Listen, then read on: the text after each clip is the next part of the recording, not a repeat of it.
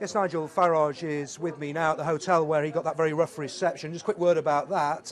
Is this becoming something you've just got to put up with in your life?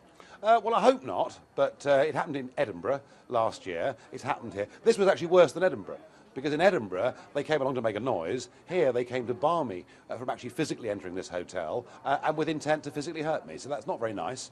Don't like it, but it's not going to stop me. OK, word about Mr Sylvester in Oxfordshire. Tell me why you've taken the action you have.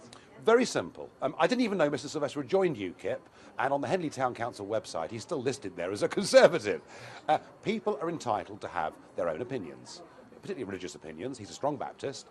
And indeed, when he was a Conservative, he said that if gay marriage goes through, there will be disasters of biblical proportions. Now, that doesn't have to be my view, but people are allowed to think things like this. So he said it, there were questions asked, I said, it's a free country, and we said to him as a party, please, Mr Sylvester, will you just say nothing and do nothing and don't escalate this into a national story? And he chose to completely ignore our advice, and anyone that knocked on his door with any camera or microphone got an interview, and it became a national story.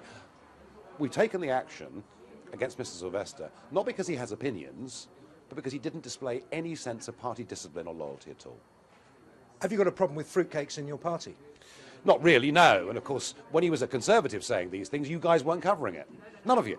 And yet, suddenly he's UKIP, and you all want to cover it. So I think, to be honest, at local level, our people are under a level of scrutiny that has never applied to voluntary political parties. But you're a party that's kind of revelled in eccentricity and individuality. As you become more serious, as this UKIP thing continues to grow, have you not got to become more serious? Well, I think the biggest dilemma that I face as UKIP leader is that I myself believe in free speech and believe in different ideas and want open democratic debate. And I don't want everyone in UKIP to agree on everything. That would be ridiculous.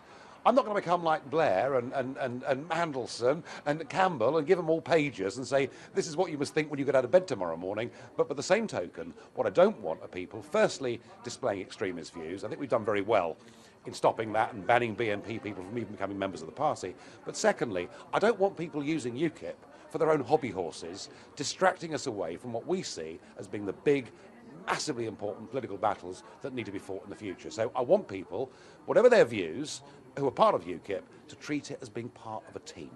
Nigel Farage, thank you very much indeed. And that big political race culminates at the end of May with the local and European elections.